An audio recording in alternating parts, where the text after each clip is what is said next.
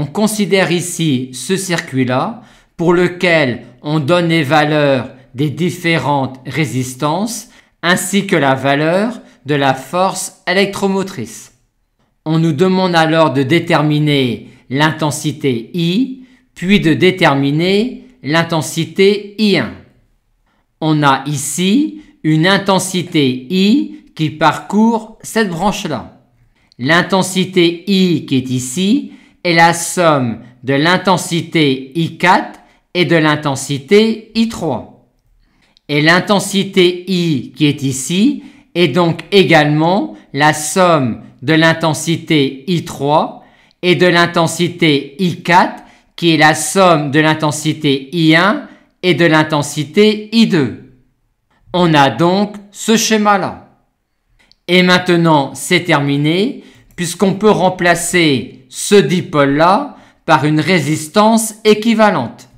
Et une fois remplacé ce dipôle-là par une résistance équivalente, en déduire I est un jeu d'enfant. Et pour déterminer la résistance équivalente à ce dipôle-là, on va remplacer ce dipôle-là par une seule résistance, ce qui nous permet ensuite de remplacer ce dipôle-là par une seule résistance, et donc finalement ce dipôle-là par une seule résistance équivalente. Maintenant que l'on sait comment procéder pour déterminer l'intensité I, voyons comment déterminer l'intensité I1.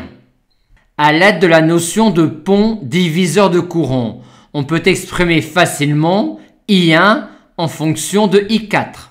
Et on va pouvoir, toujours grâce à la notion de pont diviseur de courant, exprimer I4 en fonction de I.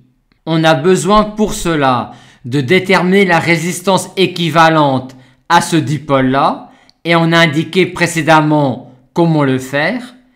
Et on a également besoin de déterminer la résistance équivalente à ce dipôle-là. Et on a indiqué également précédemment comment l'obtenir.